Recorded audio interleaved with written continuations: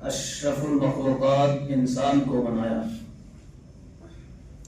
تمام مخلوقات میں من حیث المجموع، یعنی مجموعی طور پر انسان سب سے زیادہ محترم ہے، مشرف ہے، مکرم ہے، سب سے زیادہ اہمیت کا حامل انسان کو حاصل ہے۔ اللہ نے فرمایا کہ وَلَقَدْ فَضَّلْنَا عَلَى كَثِيرٍ مِّمَّنْ خَلَقْنَا تَفْضِيلًا، ہم نے انہیں بے شمار کثیر مخلوقات میں فضیلت بخشی ہے۔ اللہ نے حضرت آدم کو پیدا کیا بلا باپ اور بلا ماں کے، پھر انہی کی تسلی سے حضرت حوا کو پیدا کیا، پھر آدم اور حوا سے ہم سب کو پیدا کیا۔ ہماری تخلیق حضرت آدم سے ہے، اور انسانوں کو پیدا کرنے کے بعد تنی تنہا نہیں چھوڑا۔ ایسا نہیں ہے کہ ہم نے زید کو پیدا کیا تو زید اکیلا رہے گا، عبد الرحمن کو پیدا کیا عبد الرحمن اکیلا زندگی بسر کرے گا، نہیں، یہ سسٹم نہیں ہے، انفرادی سسٹم نہیں ہے، بلکہ رہنے سہنے جینے کا جو سسٹم اسلام میں ہے وہ اجتماعی سسٹم ہے، خاندانی سسٹم ہے۔ ایک دوسرے سے لگاؤ، ایک دوسرے سے قریب ہونا، ایک دوسرے سے محبت کرنا، ایک دوسرے پر ہمدردی کرنا، ایک دوسرے پر رحم کھانا، اور ایک دوسرے کا تعاون، ان کی مدد کرنا، اخوت اور بھائی چارگی قائم کر کے مکمل ایک سوسائٹی کے اجتماع کا نظام یہ اللہ رب العالمین کا نظام ہے۔ اللہ نے قرآن میں کیا کہا؟ یا ایھا الناس انا خلقناکم من ذکر و انثی، اے وہ لوگوں جو ایمان لائے ہو، ہم نے تمہیں مرد اور عورت میں پیدا کیا، وجعلناکم شعوبا وقبائل لتعارفوا، اور مرد اور عورت میں پیدا کرنے کے بعد ہم نے ایک خاندان والا سسٹم جاری کیا، خاندانوں میں پیدا کیا، فیملیوں میں پیدا کیا، سوسائٹی میں پیدا کیا۔ کیوں؟ لتعارفوا، تاکہ تم ایک دوسرے کو جان سکو، پہچان سکو، تاکہ تمہارا ایک دوسرے سے رشتہ قائم رہے۔ جس کا کوئی رشتہ دار نہیں ہے وہ لاوارث ہے۔ آپ دیکھتے ہوں گے بے شمار لاشیں لاوارث پڑی رہتی ہے۔ کیوں؟ ایسا کیوں ہوتا ہے؟ ان کا کوئی بیٹا نہیں ہوتا ہے، کوئی بیٹی نہیں ہوتی ہے، کوئی خاندان نہیں، کوئی نسل نہیں، کوئی پوچھنے والا نہیں، کوئی سوال کرنے والا نہیں۔ وہی دیکھیے کہ ایک آدمی بیمار ہو گیا جس کے پاس خاندان ہے، رشتہ دار ہے، نسل ہے، فیملی ہے، بھائی ہیں، بیٹے ہیں، اولاد ہے، سب کچھ ہے، دیکھیے اسپتال عیادت کے لیے بھر جاتا ہے، سارے لوگ عیادت کرنے کے لیے جاتے ہیں۔ اگر یہ رشتہ دار نہ ہوتے تو ان کی عیادت نہیں ہوتی، وہ لاوارث جیسے، اجنبی جیسے زندگی میں وہ زندگی بسر کرتا۔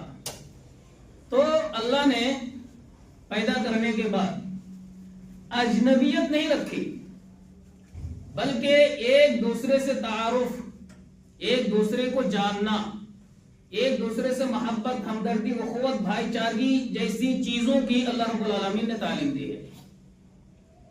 آج ہم رہتے ہیں، سہتے ہیں، ایک گھر میں کئی افراد ہوتے ہیں، ایک فیملی میں کئی افراد ہوتے ہیں، کئی افراد کا ہونا اس بات کا تقاضا بھی ہے، مطالبہ بھی ہے کہ ہر وقت یہ افراد متحد نہیں ہو سکتے۔ اختلافات کا ہونا ایک لازمی شے ہے، ایک لازمی فطری چیز ہے. اختلافات ہو جاتے ہیں، ایک دوسرے سے نا اتفاقی ہو جاتی ہے. نا اتفاقی کا ہونا یہ بہت عیب کی چیز نہیں ہے، عیب دار چیز نہیں ہے، لیکن نا اتفاقی پر اتفاق کر لینا کہ ہمیں متحد نہیں ہونا ہے، یہ نا اتفاقی ہی ہمیں جاری رکھنا ہے، یہ بہت بری چیز ہے، یہ عیب کی چیز ہے، نقص کی چیز ہے، کمی کی چیز ہے. آج دیکھیں فیملی میں بھائی بھائی سے مطمئن نہیں ہے، بیوی شوہر سے مطمئن نہیں ہے، شوہر بیوی سے مطمئن نہیں ہے، اولاد والدین سے مطمئن نہیں ہے، والدین اولاد سے مطمئن نہیں ہے، ساس بہو سے مطمئن نہیں ہے، بہو ساس سے مطمئن نہیں. پورا جو خاندانی تسلسل ہے ہمارا، آپ ذرا اس میں زیادہ غور فکر کرنے کی بھی ضرورت نہیں ہے. یہ چیزیں ہمارے سامنے بالکل آیا ہے. روزمرہ زندگی میں ہم اپنی آنکھوں کے سامنے دیکھتے ہی نہیں بلکہ جھیلتے ہیں. ہمیں تجربہ حاصل ہے، ہم مشاہدہ کر رہے ہیں کہ ہماری فیملی کتنے فیصد متحد ہے اور کتنے فیصد مسائل میں ہم مختلف ہیں. اختلافات ہیں، کشیدگیاں ہیں، نفرتیں ہیں، عداوتیں ہیں، ایک دوسرے سے بھاگنے کی کوشش کر رہے ہیں. یہ ساری چیزیں ہمارے سامنے بالکل واضح ہیں. یہاں تک کہ یہ اختلافات اتنے شدید ہو جاتے ہیں کہ اولاد جو ہے باپ کو قتل کر رہی ہے، باپ اولاد کو قتل کر رہی ہے، بیوی شوہر سے خلا لے رہی ہے، شوہر بیوی کو طلاق دے رہی ہے، یہاں تک کہ والدین کے انتقال کے بعد اولاد نماز جنازہ تک پڑھنے کے لیے تیار نہیں. حقیقت ہے یا حقیقت ہے؟ یہ سب زمینی حقیقت ہے. ایسا ہوتا کیوں ہے؟ یہ تو اسلام کی تعلیمات نہیں ہے. ایسا ہوتا کیوں؟ آئیے آج انشاءاللہ بہت مختصر انداز میں کہ ہمارا جو گھر ٹوٹتا ہے، نسل برباد ہوتی ہے، خاندان برباد ہوتا ہے، ایک دوسرے سے جدائی کی نفرت عداوت کا جو ماحول ہمارے گھروں میں ہے، اس کے اسباب کیا ہے؟ کیوں ہمارا گھر ٹوٹ رہا ہے؟ ایک بنیادی سبب یہ ہے، ایک بنیادی سبب یہ ہے کہ ہمارا ایمان کمزور ہے. گھر ٹوٹنے کا بنیادی سبب یہ ہے کہ ہمارا ایمان کیا ہے؟ کمزور ہے. اللہ کے نبی صلی اللہ علیہ وسلم نے فرمایا من كان يؤمن بالله واليوم الآخر فليصم رحمه. جو اللہ پر اور یوم آخرت پر ایمان رکھتے ہیں، الفاظوں پر آپ غور کرنا. اللہ کے نبی نے کیا فرمایا؟ من كان يؤمن بالله واليوم الآخر. جو اللہ پر اور یوم آخرت پر ایمان رکھتے ہیں، اللہ پر ایمان لانے کا مکمل توحید پر، عقیدہ توحید پر جو ایمان رکھتے ہیں اور یوم آخرت قیامت کے دن جو ایمان رکھتے ہیں، یہ عقیدہ رکھتے ہیں کہ ہمیں مرنا ہے، مرنے کے بعد دوبارہ زندہ کیا جانا ہے، ہمارا حساب و کتاب ہونا ہے، اعمال کے بدلے ہمیں جنت، اعمال کے بدلے ہمیں جہنم ملنے. جن کا عقیدہ یہ ہے وہ کیا کرتے ہیں؟ فَلْيَصِلْ رَحِمَهُ. وہ رشتہ داروں کو جوڑتے ہیں، صلہ رحمی کرتے ہیں. رحم بولتے ہیں، رحم مادر آپ نے سنا ہوگا، جو بچہ دانی ہوتا ہے اس کو رحم مادر کہا جاتا ہے. تو اسی سے چونکہ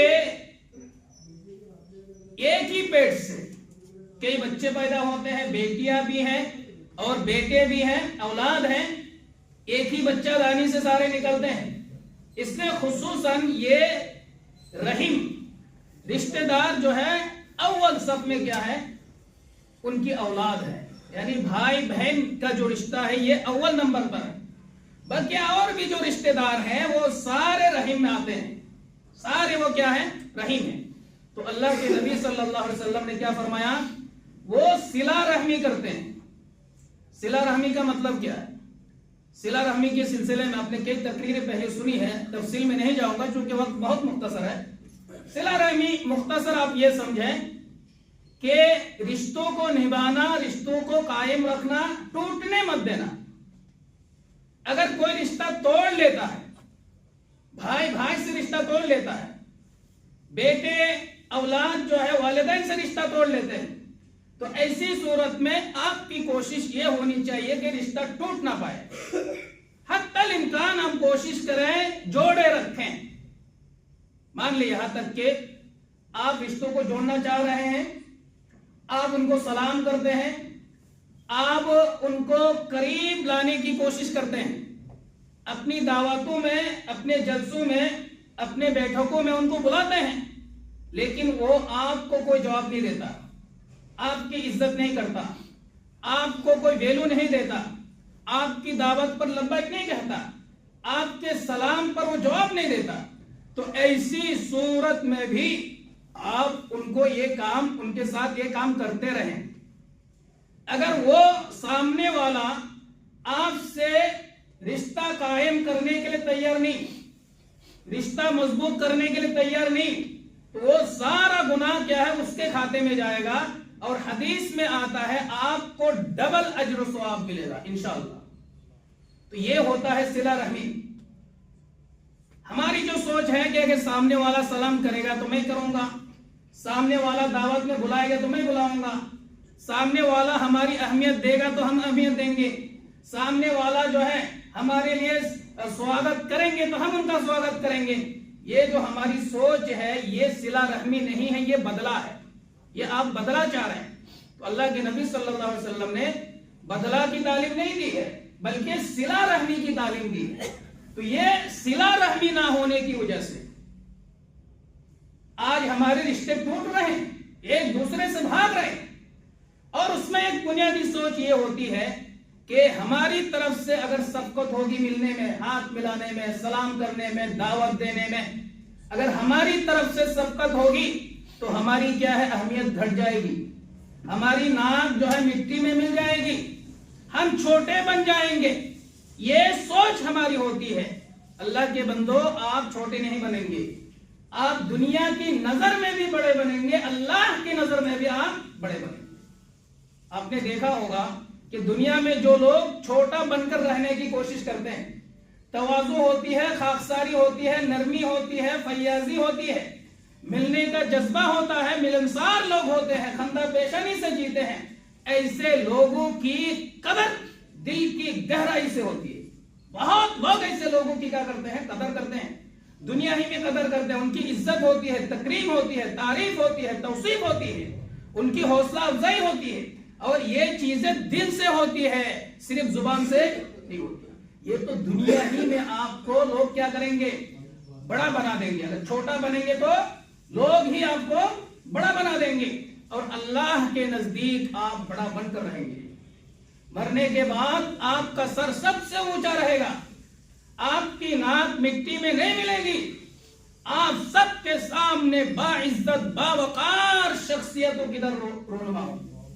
وہاں ایک خوشگوار ماحول آپ کے لیے ہوگا, عزت و تکریم کا ماحول آپ کے لیے قیامت کے دن ہوگا. تو یہ صلہ رحمی نہ ہونے کی وجہ سے ہمارے رشتے ٹوٹ رہے ہیں, ہمارے گھر کیا ہو رہے ہیں, برباد ہو رہے ہیں. دوسرا سبب یہ ہے, دوسرا سبب سنیے جو اس سے بھی اہم ہے. یہ سب ہوتا کیوں ہے, اس سبب کے اندر موجود ہے. دوسرا سبب یہ ہے کہ لا علمی, رشتوں کے جو حقوق ہیں, رشتوں کے جو حقوق ہیں ان حقوق سے لا علمی, ہمیں علم نہیں ہے کس کا کس پر کیا حق ہے, اس چیز کا ہمیں علم نہیں. علم نہ ہونے کی وجہ سے ہم کیا کرتے ہیں, غلطی کرتے ہیں. ایک صحیح حدیث علامہ البانی رحمۃ اللہ علیہ نے صحیح قرار دیا ہے. اللہ کے نبی صلی اللہ علیہ وسلم نے فرمایا طلب العلم فریضۃ علی کل مسلم, کہ دین کا علم حاصل کرنا ہر مسلمان پر فرض ہے. اور ایک حدیث میں ہے او مسلمۃ، یا ہر مسلمان عورت پر بھی کیا ہے؟ فرض ہے. اب کتنا علم؟ جو بنیادی علم ہے دین کے، جو بنیادی علوم ہیں، نماز، روزے، حج، زکوٰۃ، توحید، اور جو حقوق العباد کے ایک دوسرے پر ہمارے کیا حقوق ہیں، کیا مالی حقوق ہیں، یہ سب کیا ہے؟ بنیادی علم ہے. ان چیزوں سے، ان چیزوں کے بارے میں علم نہ ہونا یہ گھر ٹوٹنے کا سبب بن جاتا ہے. آج آپ دیکھیے ایک تلخ حقیقت ہے، بیوی کی اگر ملکیت ہوتی ہے، آپ نے بیوی کو مہر میں دیا، مہر دیا آپ نے، یا بعد میں آپ نے ہدیہ دیا، یا زیور آپ نے بنا کر دیا، سونے چاندی جو بھی زیورات شوہر دیتے ہیں، تو شوہر کی سوچ کیا ہوتی ہے کہ یہ ساری ملکیت ہماری ہے، یہ ساری ملکیت کیا ہے؟ ہماری. یہ سوچ انتہائی غلط سوچ ہے. وہ ہماری ملکیت نہیں ہے، شوہر کی ملکیت نہیں. آپ نے بیوی کو دے دیا، مہر کی شکل میں ہو، ہدیہ کی شکل میں ہو، کسی بھی شکل میں آپ نے کوئی چیز، کوئی مال اپنی بیوی کو آپ نے دے دیا، وہ بیوی کی ملکیت ہے. اس سے زکات بیوی نکالے گی، اس کے ذمہ دار آپ نہیں ہے.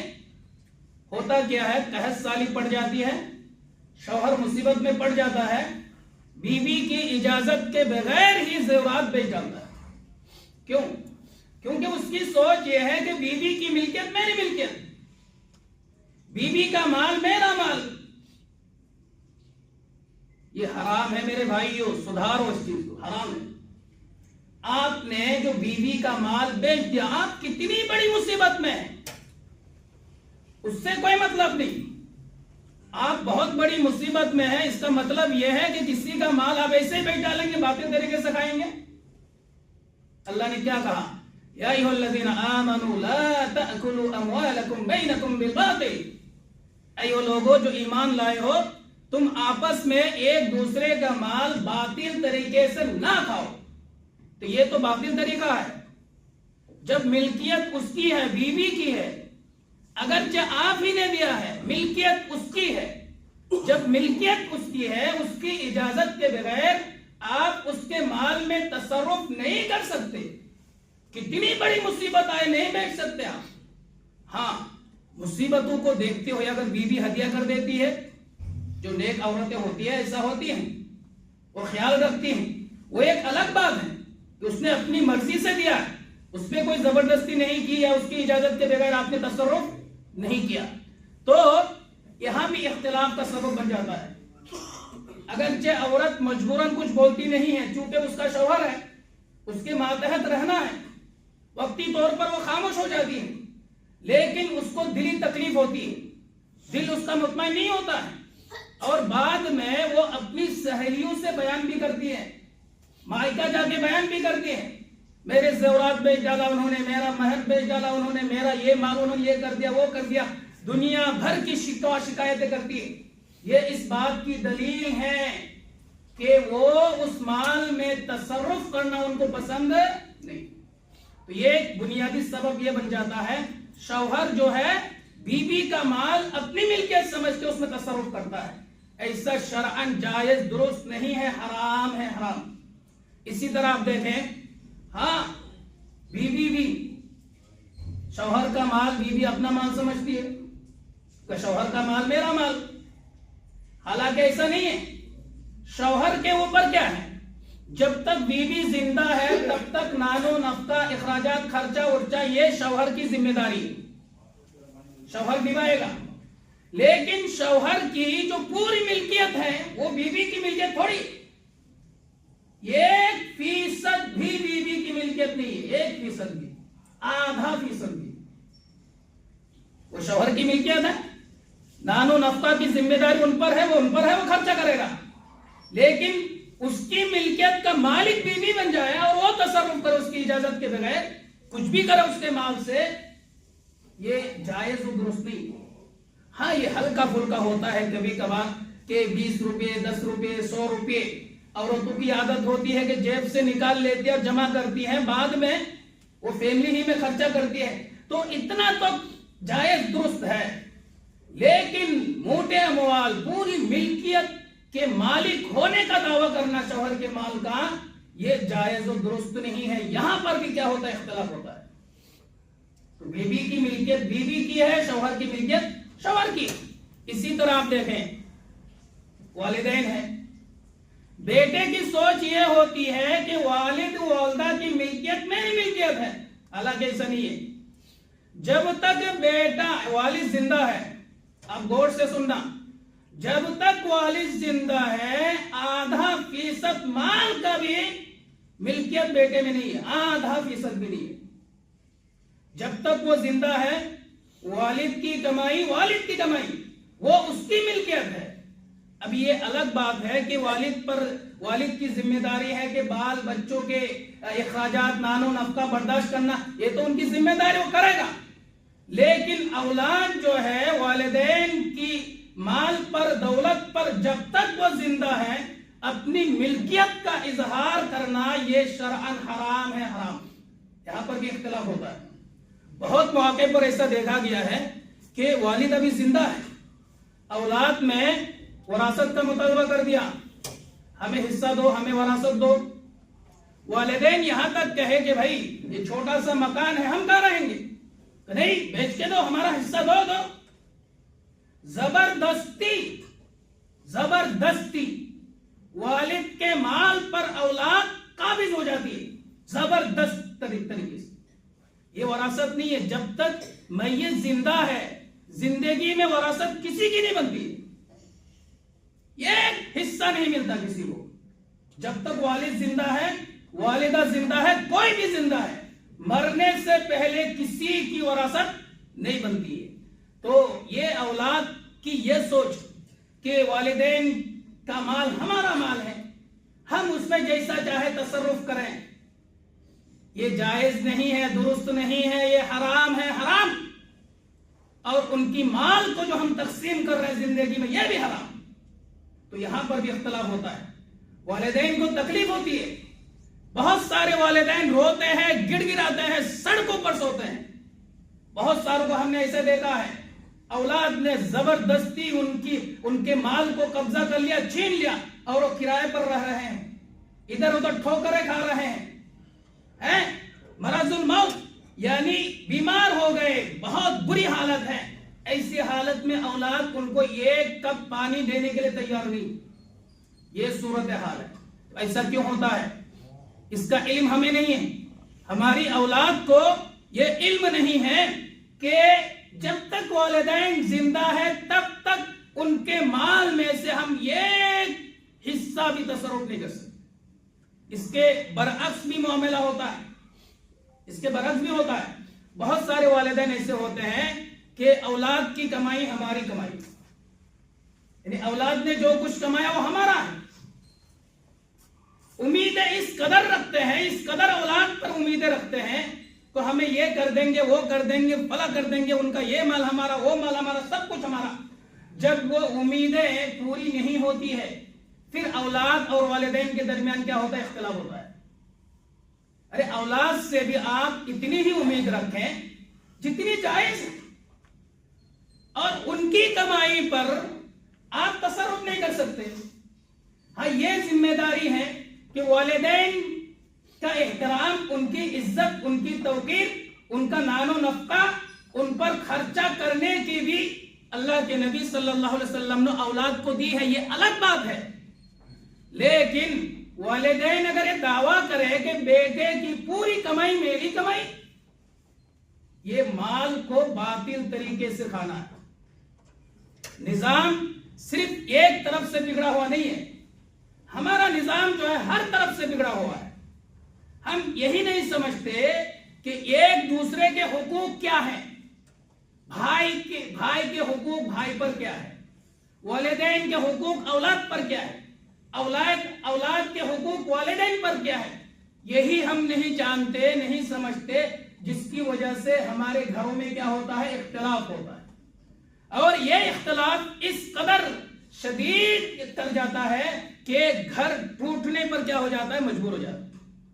ایک اور ہی ناانصافی ہوتی ہے، آپ دیکھتے ہوں گے والدین کی طرف سے کہ فلاں بیٹے کو یہ دینا، فلاں بیٹے کو وہ دینا، فلاں بیٹے کو یہ دینا، فلاں کو یہ دے دینا، یا اپنی ہی زندگی میں کیا کر دیتے ہیں، تقسیم کر دیتے ہیں۔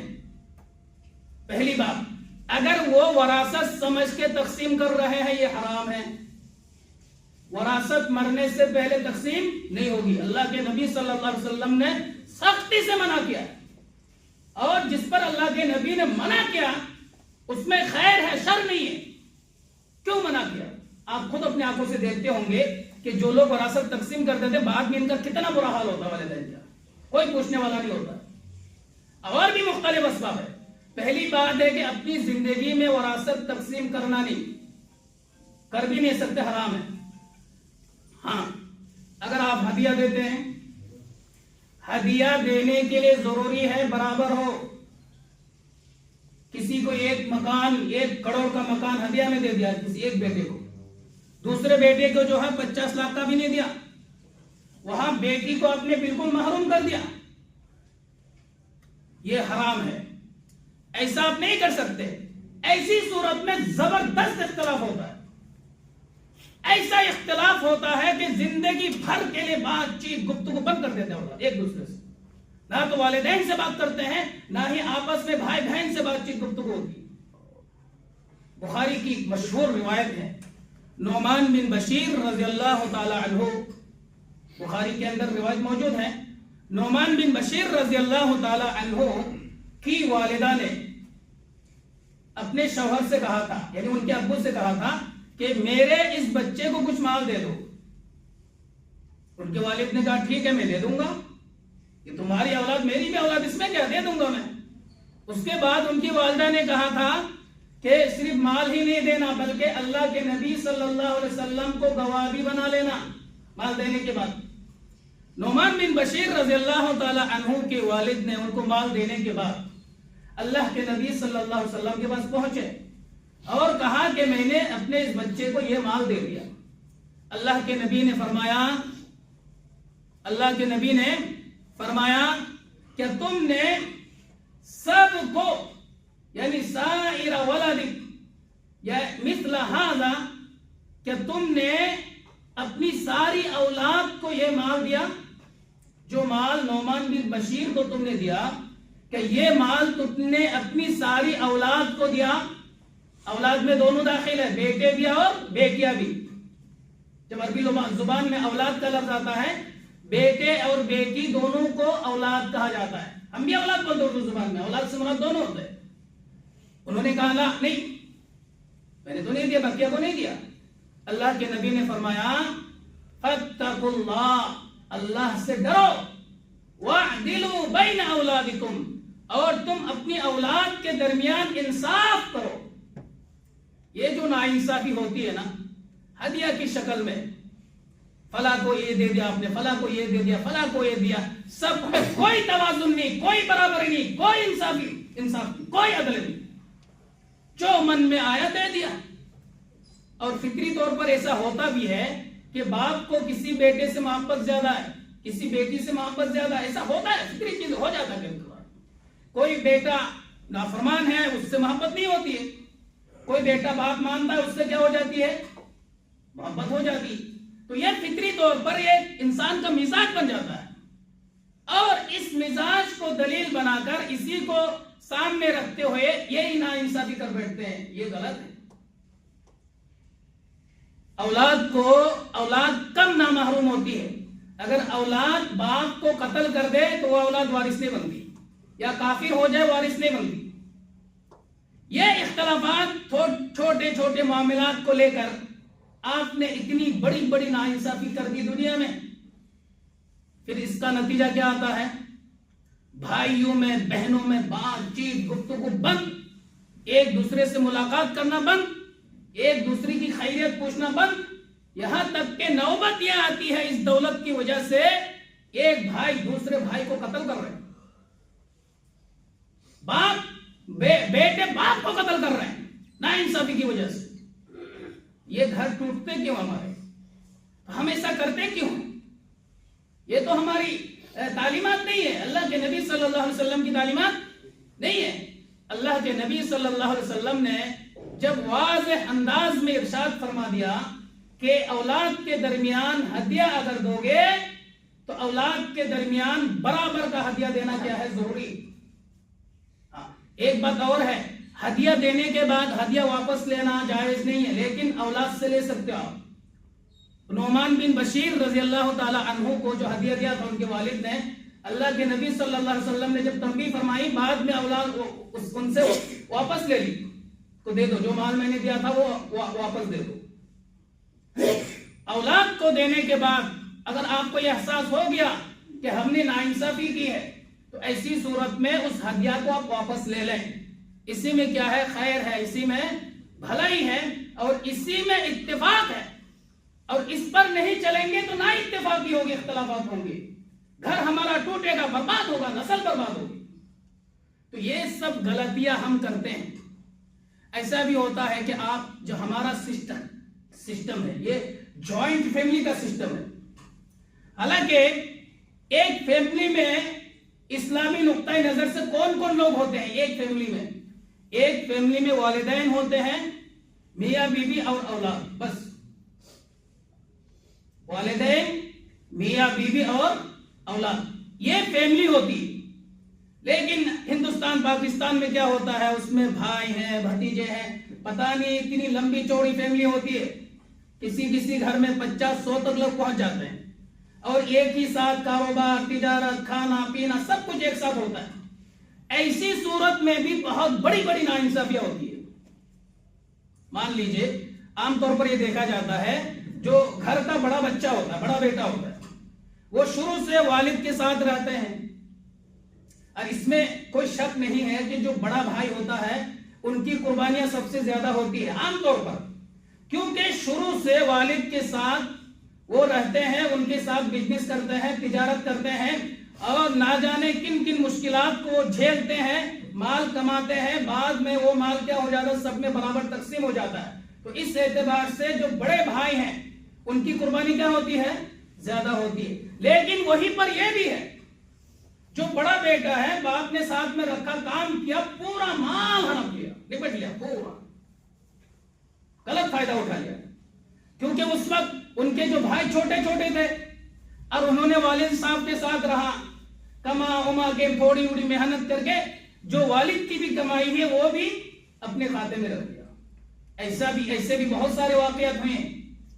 تو جب بعد میں جو چھوٹے چھوٹے تھے، جب ان کو شعور ہوگا، احساس ہوگا کہ ہمارے ساتھ اتنی بڑی ناانصافی ہوئی، کیا یہ اولاد اپنے بڑے بھائی سے بات کریں گے؟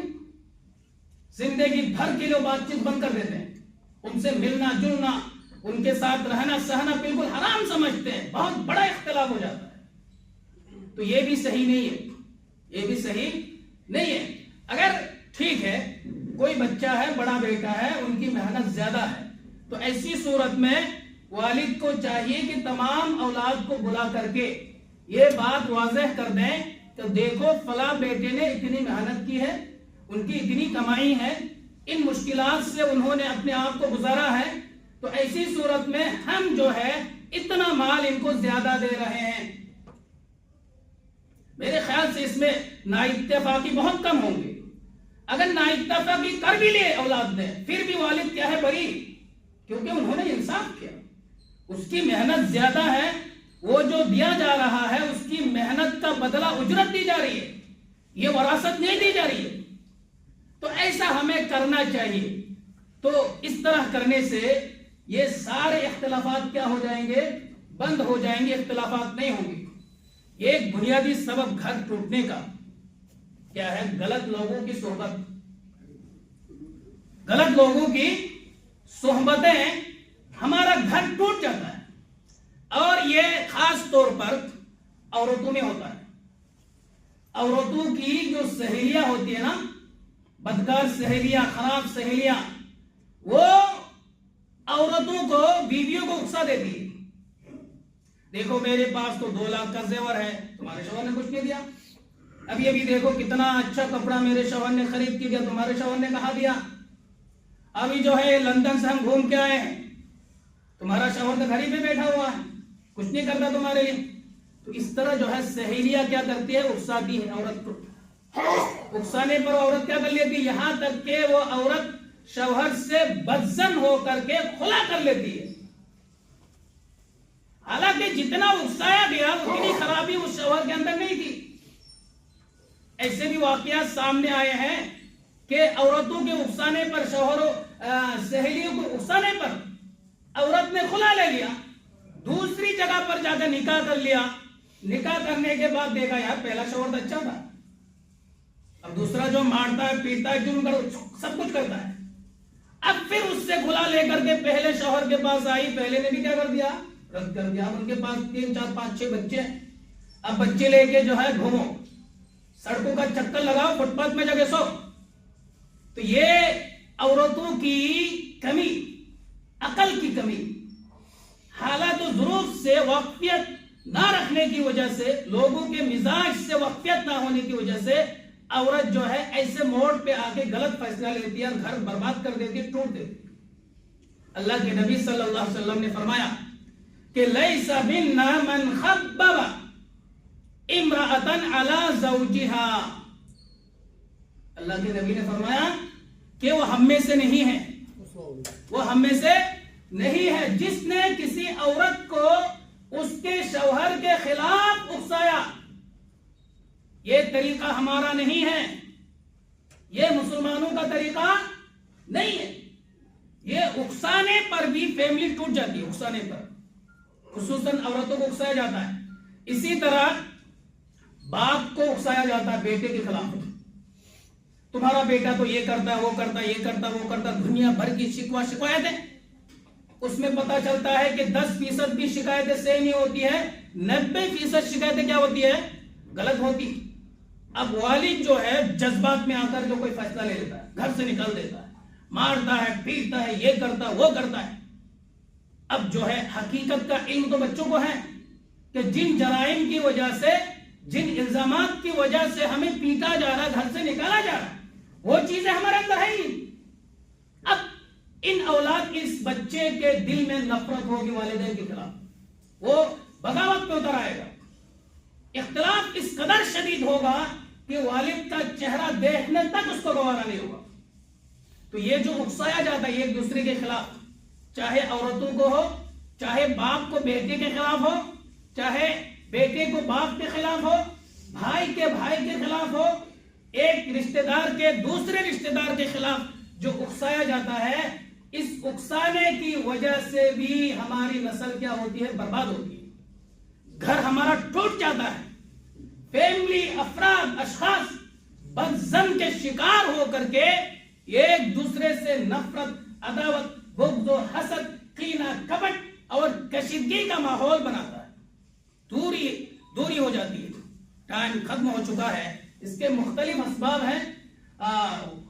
کبھی پھر موقع ملے تو انشاءاللہ بتانے کی کوشش کروں گا کہ ہمارے گھر ٹوٹتے کیوں ہیں، ہمیں کیا کرنا چاہیے.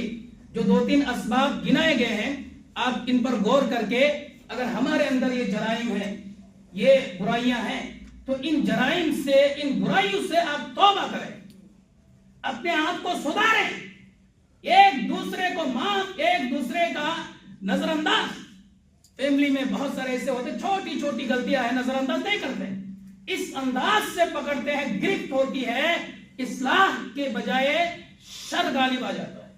تو بہت ساری چیزیں ہوتی ہیں، اسباب ہیں جن کی وجہ سے ہمارے گھر ٹوٹ جاتے ہیں. اللہ رب العالمین سے دعا ہے کہ اللہ تعالی ہمیں ان تمام باتوں پر غور و فکر کرنے، عمل کرنے اور ایک دوسرے کی اصلاح کرنے، ایک دوسرے کا احترام کرنے، رشتوں کو نبھانے، رشتوں کو قائم کرنے کی توفیق عطا فرمائے.